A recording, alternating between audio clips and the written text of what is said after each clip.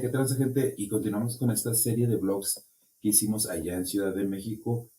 También tuvimos la oportunidad de conocer las pirámides de Teotihuacán, que es un lugar extremadamente místico y misterioso.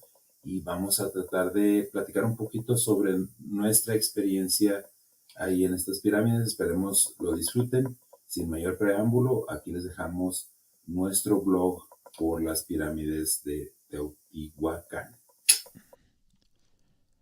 En esta ocasión decidimos tomar el turibús que lleva el recorrido a Teotihuacán. Este tiene un costo de 850 pesos por persona y te incluye una parada en un taller artístico, una parada en un restaurante buffet, obviamente en la zona arqueológica de Teotihuacán. Nuestra primera parada fue precisamente en el taller artístico. Ahí te pasan una degustación de pulque, tequila y mezcal y te pasan una breve historia sobre cómo se crean estas bebidas.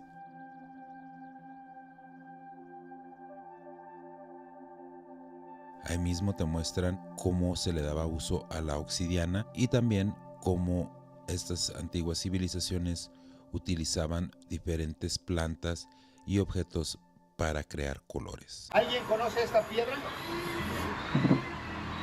¿No? Del estado de San Luis Potosí, lapislázuli. Chile y Afganistán es de los primeros países que tienen esta piedra, ¿ok? Del estado de Coahuila, las amatistas, el cuarzo. De esa misma, el cuarzo de Florita. Vean este cráneo hecho de esa piedra. De Los Cabos, Baja California, México, la concha, la madre perla, el abulón, ¿ok? Chiapas, jade. Sienta lo que es piedra, eso me interesa mucho. Zacatecas, ojo de tigre, ¿ok? Y Chihuahua, crisocola, piedras naturales. ¿Y qué pasó?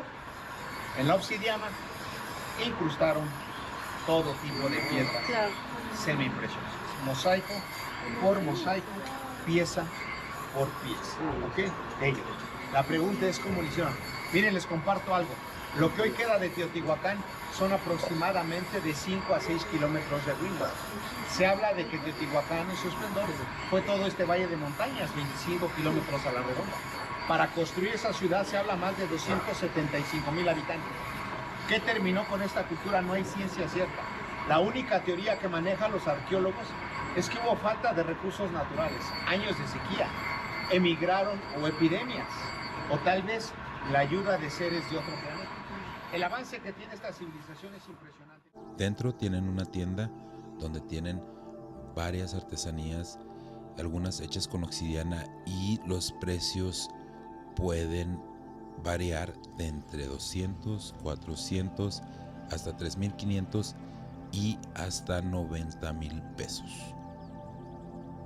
Después de esta escala, que dura alrededor de 1 hora, nos dirigimos a la zona arqueológica de Teotihuacán. La zona arqueológica de Teotihuacán se localiza en el Estado de México. Es considerado uno de los sitios prehispánicos más importantes descubiertos hasta el día de hoy.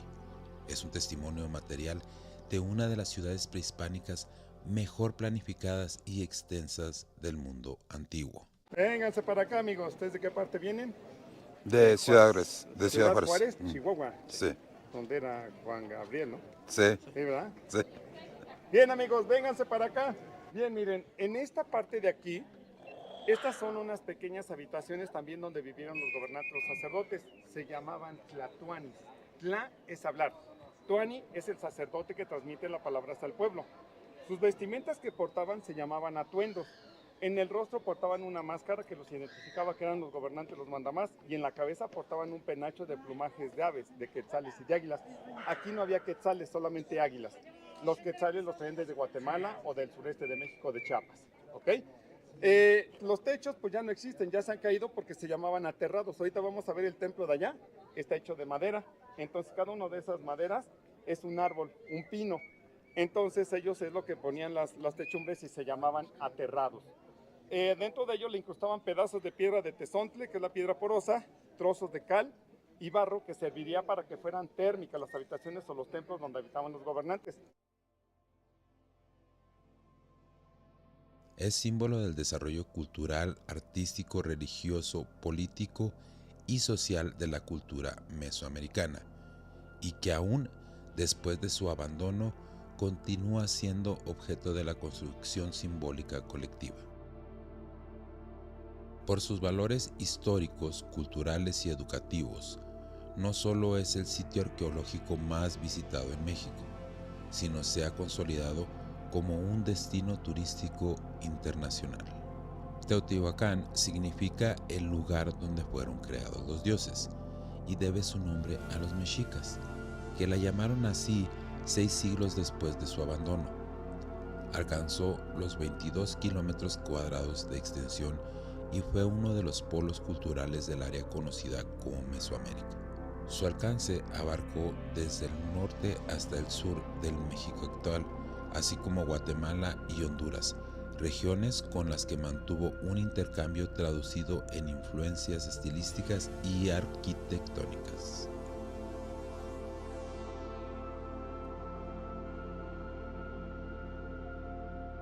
Su valor universal se aprecia en el diseño urbano ortogonal, definido por la calzada de los muertos en el eje norte a sur y sus canalizaciones del río San Juan en el este-oeste, disposición que se vincula con el paisaje y sus elevaciones naturales, como el Cerro Gordo y la Sierra Taplanchique. La serpiente emplumada se llama Quetzalcóatl, símbolo de la inteligencia y de la sabiduría. Para los mayas se llama Kukulcán y para los chinos se llama el dragón. Estos ganchitos que ven como bastoncitos representan los rayos solares que penetran hacia la tierra. Esas franjas onduladas blancas representan el olaje del agua. Y estas como tipo S representan el sonido cuando tocaban la chirimía, el caracol, el jaguar, el colibrí, el águila. Son instrumentos de viento y se van las ondas del sonido. Pero aquí tiene un circulito que no se alcanza a ver, por allá sí se ve, por allí también se ve. Eso estaría representando lo que sería un fenómeno natural, lo que sería la luna llena. Esto es lo que sería la luna llena. La luna llena, tenemos 13 lunas llenas en un año por cada periodo de 28 días. Sobre este plano se trazaron calles, palacios, templos y conjuntos habitacionales con una población multiétnica dedicada a la producción artesanal, el comercio, el sacerdocio y la guerra. También se caracterizó por su cultura material, como una pintura de mural a los objetos cerámicos y de piedra ofrendados en edificios y entierros de todas las clases sociales.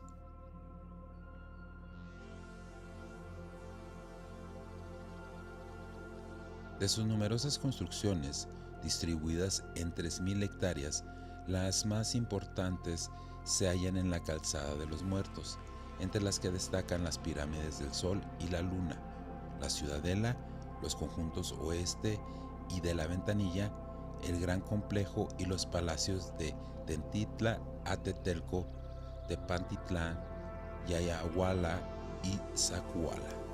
Teotihuacán se incorporó a la lista de sitios considerados como Patrimonio Mundial por la UNESCO el 11 de diciembre de 1987.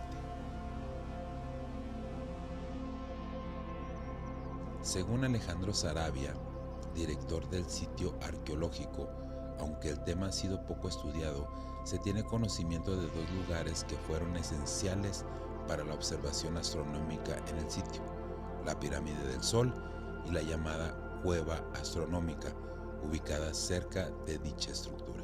El especialista menciona que en esta pirámide el astro rey se oculta exactamente frente a ella, el día 13 de agosto, mientras que para el 19 de febrero surge por su parte posterior. En cuanto a la cueva, se dice que los teotihuacanos registraban en ella el paso centinal del sol 2 veces por año, de una manera exacta.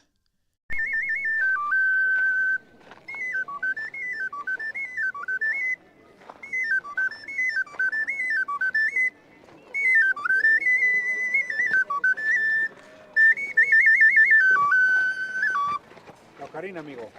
El perro azteca, el Cholo Escuincle. Todo hecho a mano. Y tengo el de la muerte. Sí, el silbato de la muerte. Aquí está, mira. Otro punto a destacar sobre Teotihuacán es que los investigadores coinciden que la estructura urbana de la ciudad estuvo regida al momento de construirla por diferentes puntos astronómicos que hasta el momento no han sido definidos. Cuando los aztecas llegaron a Teotihuacán, quedaron impresionados por los colosales templos que dominaban el cielo de esta antigua metrópoli y daban fe de su poder en el pasado. Los orígenes de Teotihuacán parecen estar relacionados con las erupciones de los volcanes Xitle y Popocatépetl, con terremotos y nubes de cenizas que indujeron a desplazarse a los pobladores de Cuicuitlo y otros asentamientos alrededor de los volcanes.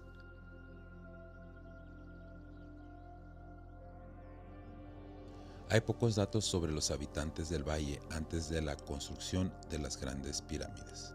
Los investigadores concuerdan que desde 150 AC, en el norte del valle empezó a recibir grupos procedentes de varios lugares del altiplano central de México y tal vez de algún lugar del centro de la costa del Golfo, que se asentaron en el lugar denominado como Ostoyohuacalco, Ciudad Vieja en náhuatl. Ignoramos muchas cosas de los teotihuacanos. Sabemos que desarrollaron una actividad constructiva continuada durante toda su historia. En el norte del valle levantaron la Pirámide del Sol, un gran montículo de tierra revestido de piedra y erigido en una única fase de construcción, y la Pirámide de la Luna, una sucesión de 7 edificios, cada uno mayor que el anterior.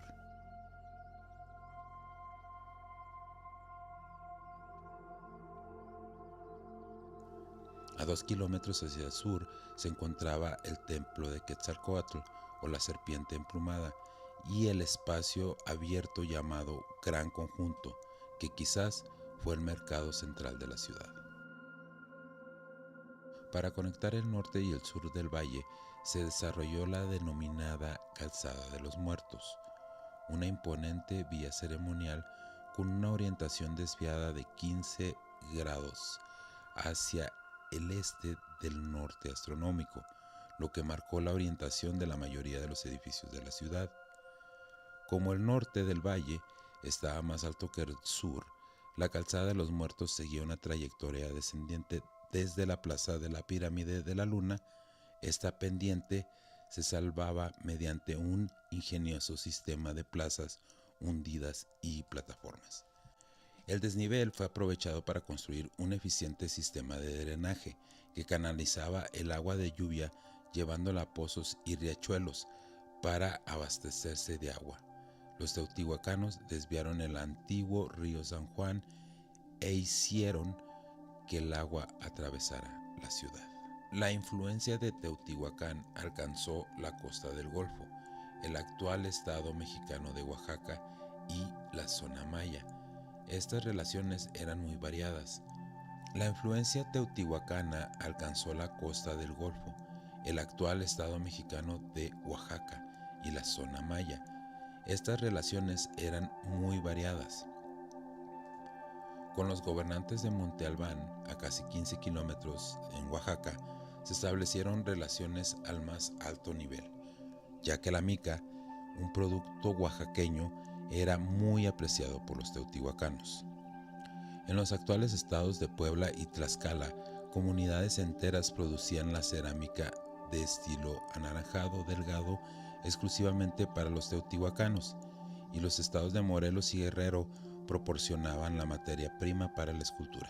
A finales del siglo IV, los teotihuacanos llegaron a Tikal, en Guatemala, a casi 1300 kilómetros de distancia, con intenciones no muy claras, pero que condujeron a un camino dinástico, acompañado de conflictos militares, seguido de un corto periodo de influencia teotihuacana en el arte y la arquitectura de las principales ciudades mayas.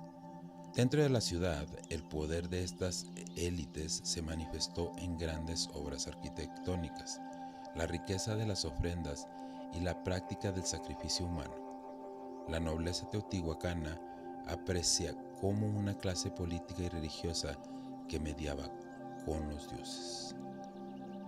Los nobles eran los únicos capaces de asegurar, mediante ceremonias, el ciclo de lluvias necesario para mantener la producción agrícola y asegurar de este modo el sustento de la población.